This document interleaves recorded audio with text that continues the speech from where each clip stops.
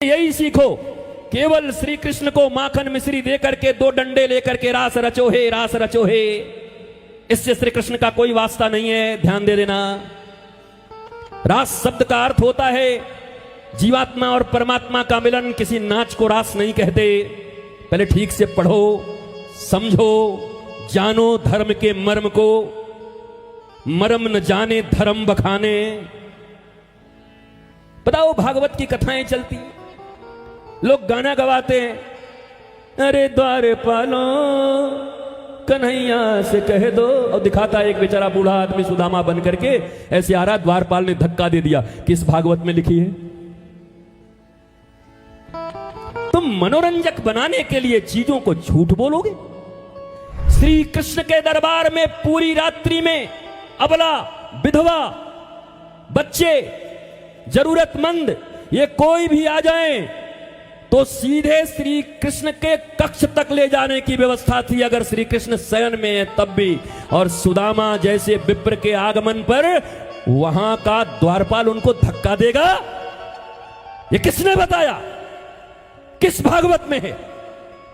कुछ भी करोगे, फिल्मों की तरह मसाला बनाने के लिए कुछ भी भर दोगे, किसी चीज से मतलब नहीं रखोगे। ये क्या प्रतिष्ठा होगी? तुम्हारे बच्चे पूछेंगे, मां जब श्री कृष्ण भगवान हैं तो उन्होंने ऐसे द्वारपाल क्यों रखे थे उज्जड? पूछ सकता है तुम्हारा बच्चा, क्या जवाब दोगी? कि श्री कृष्ण भगवान हैं, उनके द्वारपाल इतने भ्रष्टाचारी, किसी गरीब को ऐसे धक्का मारकर गिरा दें, ये कैसे कृपा निधान है? ये कैसे दयालु हैं? ये प्रश्न पूछा जा सकता है। क्या जवाब दोगे?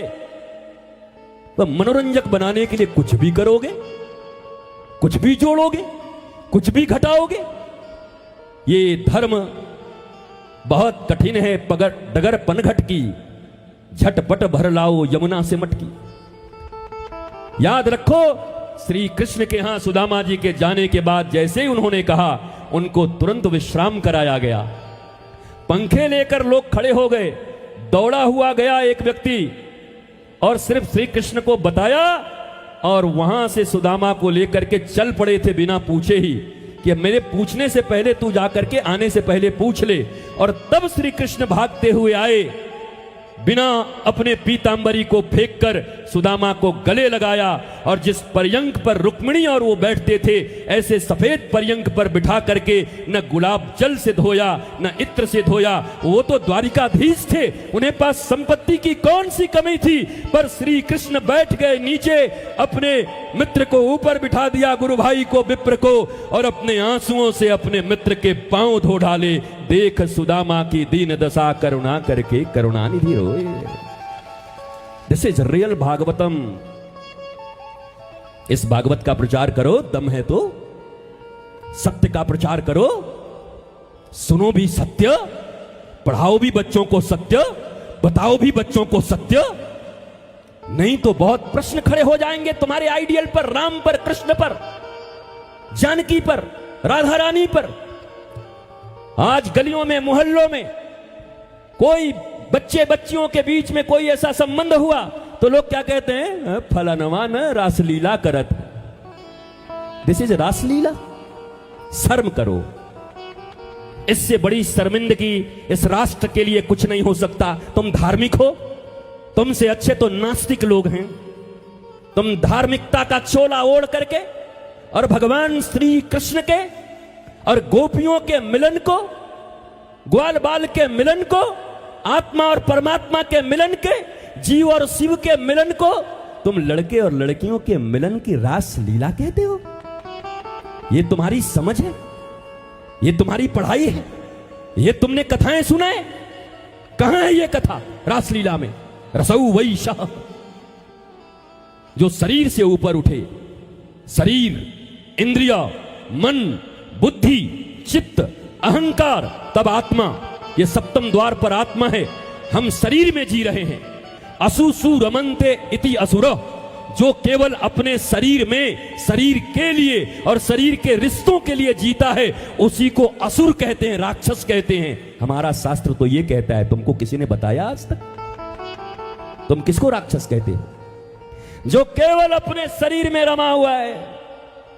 इस शरीर के लिए ही पाप किए जा रहा है, इस शरीर के लिए ही सब कुछ उसके कर्तव्य हैं। पापी पेट का सवाल है। भगवान श्री कृष्ण कह रहे हैं गीता में, अहम वैश्वानरो भूतो, मैं इस पेट में अग्नि बनकर के विराजमान हूं।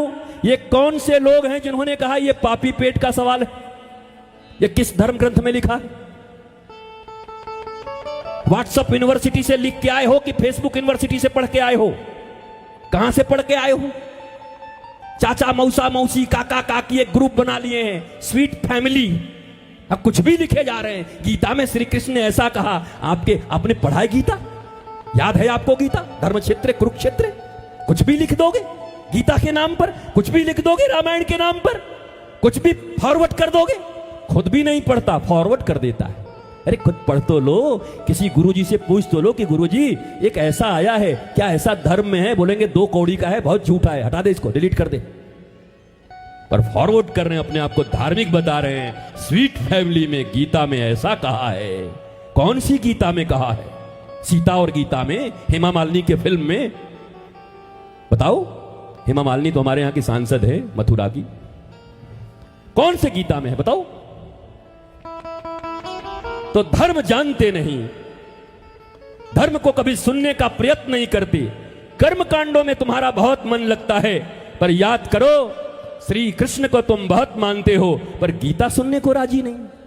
ये तो ऐसी बात हो गई, मम्मा आई लव यू, पापा आई लव यू। अब मम्मी कहे बेटा 1 गिलास पानी देना, मम्मी छोटी से मंगवा लो ना, I love you.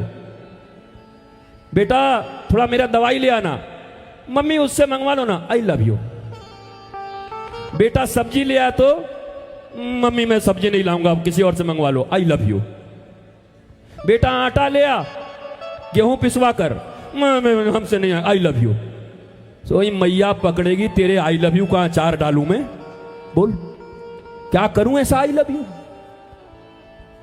Love without loving activities towards the beloved is same SHAM। वैसा प्रेम जिस प्रेम में प्रेम की क्रिया नहीं, वो प्रेम प्रेम नहीं, पाखंड मात्र है। अगर प्रेम करते हो तो प्रेम की क्रियाएं भी होनी चाहिए। अगर प्रेम है तो प्रेम का समर्पण भी होना चाहिए। I love you, I love you, I love you. सुबह आई लव यू, दिन में आई लीव यू, और रात को आई किल यू। ये जिंदगी है व्हाट्सएप की, ये जिंदगी चल रही है। सुबह बोल आई लव यू, मुंह ऐसे चौड़ा हो गया।